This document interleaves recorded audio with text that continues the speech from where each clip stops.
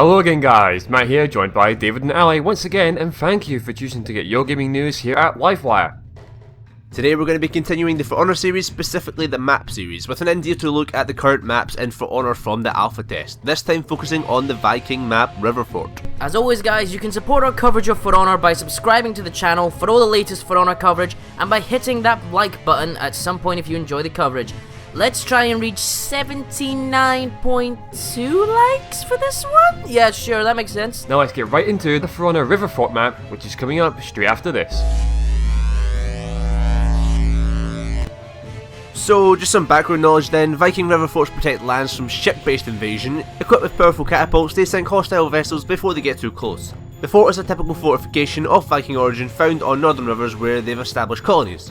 They're usually built by fortifying a riverside fishing village into a full-fledged siege engine battery. The soldiers manning the catapults are highly trained specialists who are best at sinking ships. Let's now have a look at the overhead view of the map, aka the death screen, where we can see what's going on.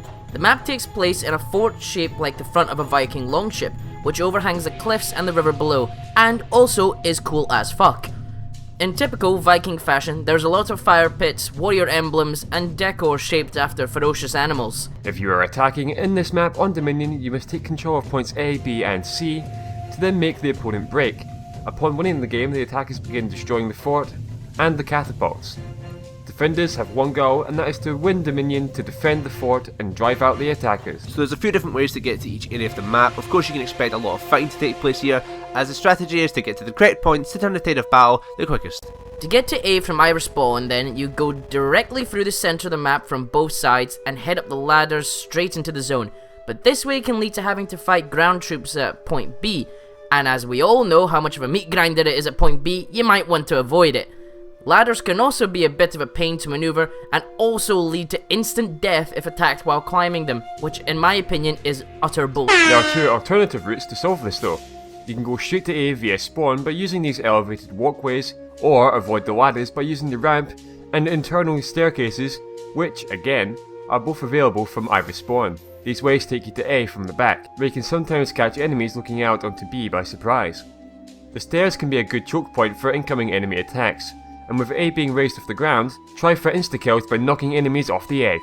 After taking point A then, simply head down the ladders into B, or back down the staircase for a less obvious approach. Ta-da, you're at point B. Death and button mashing through enemy CPU awaits you. B is also directly accessible from both spawn points, and another thing to note here is the drop here in the map that a lot of players forget about.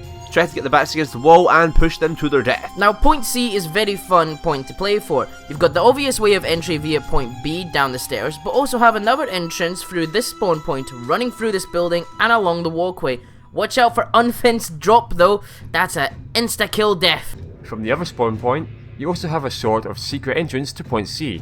By using this makeshift walkway, meaning you can turn up with a quick and deadly surprise. So now you're at point C, there's a few notable things to look out for. Starting off with all the potential falling points where you'd meet your death against the rocks below. There are some falling points on both levels of point C, so be careful. Also, with there being two levels to the point, look out for opportunities for the epic death from above animation to insta-kill enemies underneath you. Riverfort is also available in 1v1, 2v2 and 4v4 dual modes, where a portion of the map is cut off. In 1v1 you fight at point A, at point C and along the cliff face at one of the spawns, whereas in 2v2 you fight exclusively at point C. Coming off of the For Honor Revelation stream, we learned something interesting about the maps, and that is that we can play the maps at different times of the day to give off different ambience. We can also play them in different locations, so that means that we can have this awesome map in different conditions, be it in the winter of Valkenheim, the night's location of Ashfield, or in the dingy mist-laden samurai homeland.